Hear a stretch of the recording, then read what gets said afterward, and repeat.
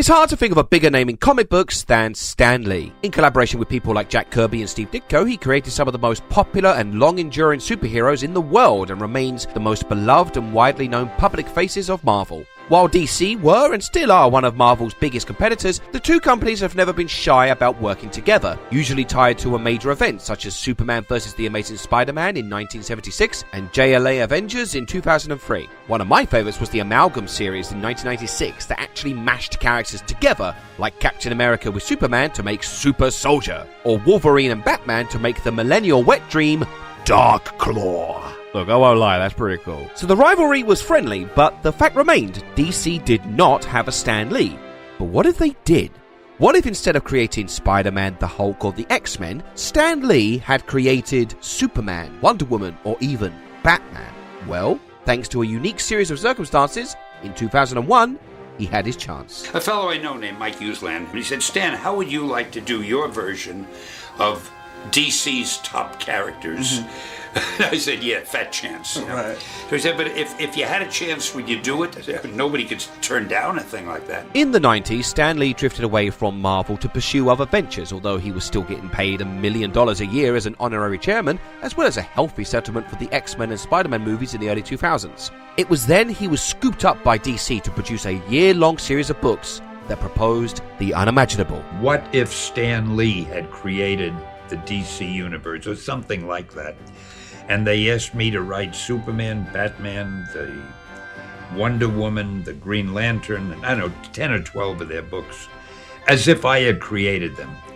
So I changed all of them around. For example, the Flash became a young woman powered by hummingbird blood, and Aquaman became literally made of water. It's not much more than a fun thought experiment, but this provides us with a unique perspective. By reimagining an iconic character like Batman, we can see how his vision compares to the original, and what that tells us about how Stan Lee creates characters, the Stan Lee way. So, face front, true believers, as we head to the Batcave.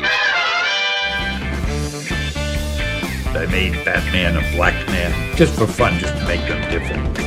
Stan Lee's Batman recurs a few times across the Just Imagine series, but his origin story is about Wayne Williams. Yep, Stan still loved to do those alliterative names. Wayne Williams, a young black man who is framed for a crime they didn't commit and sent to jail where they trained up to become a powerful fighter. This isn't a very original origin story. It's pretty much exactly what happened to Luke Cage. Sweet Christmas. And the criminal justice system failing black Americans is something we've unfortunately heard before. But what was unheard of, at least before now, was a black Batman. Originating from the 1930s, Batman came to exist in an internal effort to make the next Superman. Bob Kane and Bill Finger created the character with heavy influences from The Shadow and The Mark of Zorro, characters who had wealthy playboy alter egos whilst fighting injustices in secret disguises. As a kid, I used to go to the movie serials all the time. I wanted to be like Doug Fairbanks, really. Douglas Fairbanks was Bob's idol. It was the idol of Siegel and Schuster, who did Superman, and so the two fundamental superheroes were both based on Douglas Fairbanks. There was also The Bat Whispers, a movie about a detective who disguises himself as a bat, and okay, we're pushing the definition of influence here, but at least the drawing was original. It was a trace with Flash Gordon, goddammit. These pulp, noir, and swashbuckle characters were all the rage in the 1930s, and like most heroic characters of that time, they were white. By the time the 1960s rolled around, Stan Lee came to buck the trend. Black Panther and the Falcon were both first-of-a-kinds for comic books. One of the most important things that Stan did is he always pushed the boundaries of what comic books would publish. Stan saw that comic books and superheroes should represent what we see in everyday life.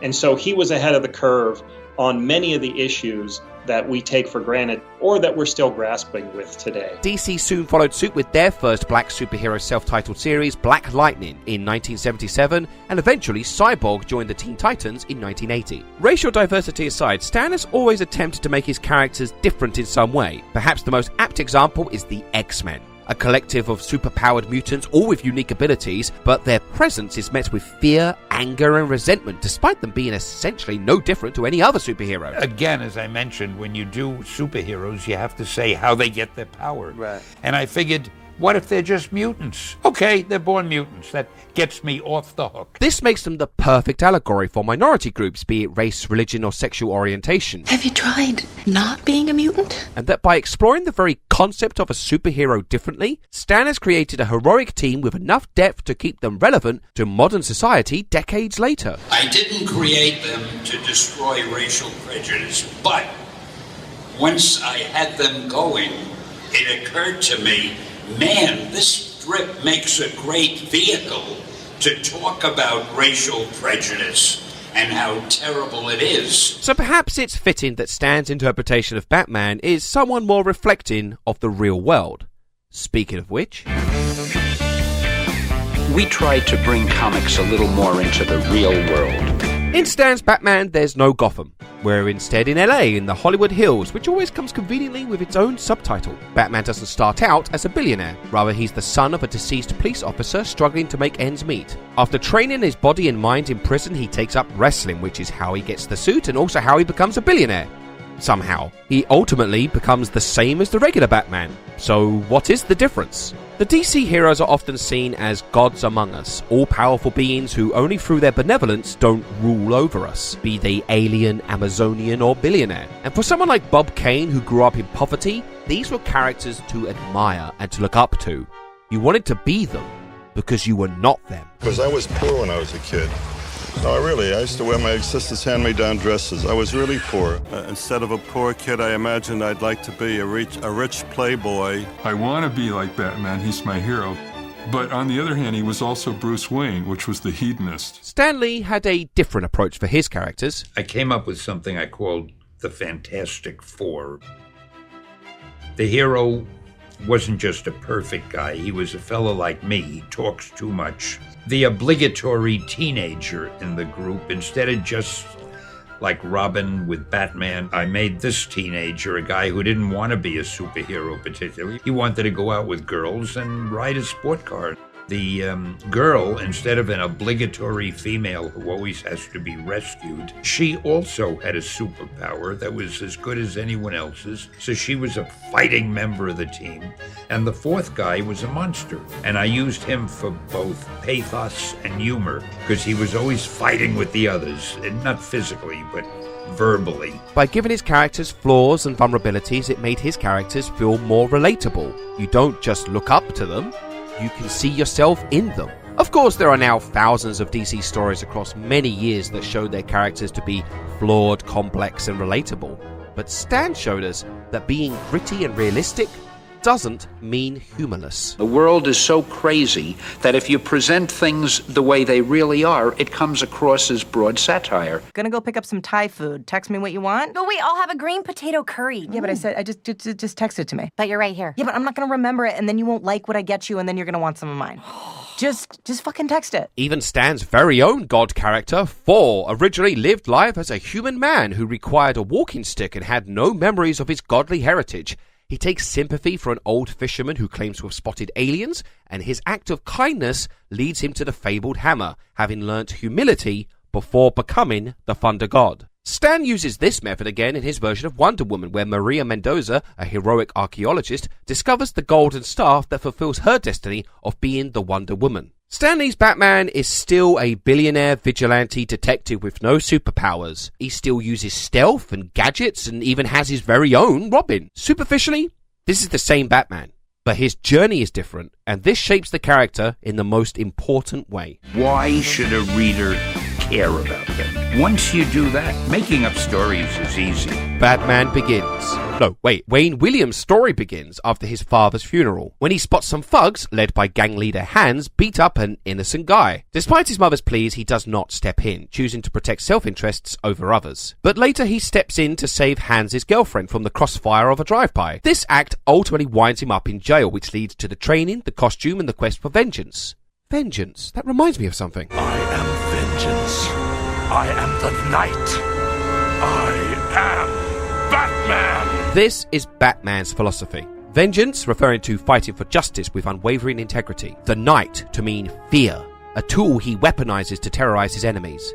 And I am Batman, to mean the self-destructive self-sacrifice he makes, often pushing loved ones away to protect them because he's less of a man and more of a symbol. You can have grounded original characters with unique abilities, but Stan helped us think about the hero behind the mask. How do they feel? Stan's characters evoke and embody themes like loneliness, disillusion, or anger, emotions that don't take a gamma ray to know how to empathize. I was lucky with Peter Parker when I came up with that character because I had not read any other superheroes who very often felt they wished they could quit being a superhero because it's not a normal life and he's miserable and maybe he's not doing the right thing. In fact, there was one story I know I wrote where he did. He threw his costume in a trash can and he walked away.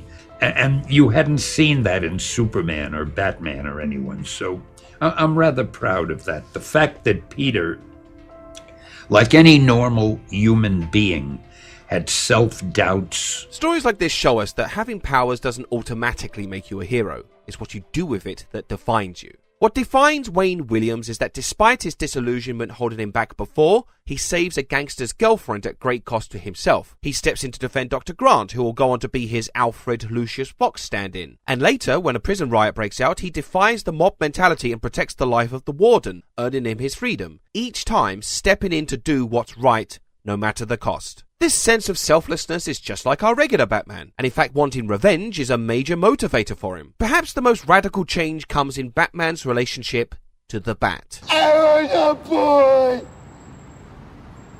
Now I'm a bat! In Batman lore, the Bat has always represented fear because, well, I guess they're kind of scary. Crashing into Bruce Wayne's life like an omen, and this has been a consistent element in pretty much every interpretation of the character. It inspires him to become the terror of the night. It commands a heroic presence when the crooks run around panicked while the Batman looms over them, cool and unfazed.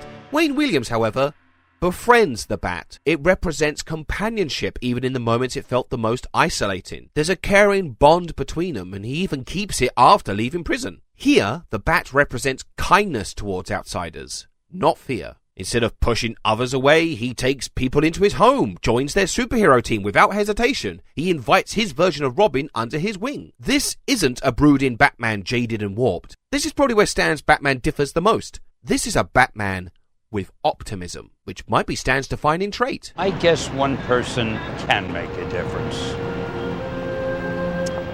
Enough said. So, is Stan Lee's Batman better than the regular Batman? No, of course not! It's the goddamn Batman! And that was never the plan. I wouldn't ever try to improve on anything he had done. I just did a totally different one. You broke my Batmobile! Broke? Or made it better? Stan's take on the DC characters was canonically assigned its own Earth in the DC multiverse, and the characters have cropped up on the rare occasion since, but otherwise it remains a quirky experiment. Stan Lee has said that he doesn't base his characters on real people, but Stan knew Bob Kane personally. Bob and I would go out to dinner, and when the waiter brought the menu over, the first thing he'd say, "Do you know who I am? I created Batman." He would have known about Bob Kane's struggle with poverty, his own rags to riches story, and Stan's Batman even throws the gangster hands off the roof, perhaps a nod to Kane's original vision of Batman's more extreme use of force before the growing young audience made DC remove them permanently. Look, that's Batman shooting a vampire point blank. What's not to love about this? So maybe Stan Lee's Batman story is in a small way a Bob Kane story, a tribute to his old friend. Or probably not. You can't write anything that people aren't going to read things into that you didn't even think of, which is one of the nice things about being a writer. You can often be thought of as being much deeper than you really are. See, it's easy to create your very own Batman. All you need is time, talent, money, a lot of hard work, a gun, and someone's parents. Excelsior! So, we have a Discord server now. It's a cool little community we got going, so if you'd like to join us there, the link is in the description. I'm also doing weekly Twitch streams now. We just hang out, chat, play some games and stuff. It's pretty laid back. Oh, I should probably mention the merch store. I mean, it's there if you want it. And as always, if you like what I do, then please consider supporting me on Patreon. I will see you in 2021. Hopefully. God knows what kind of twist ending this year has in mind.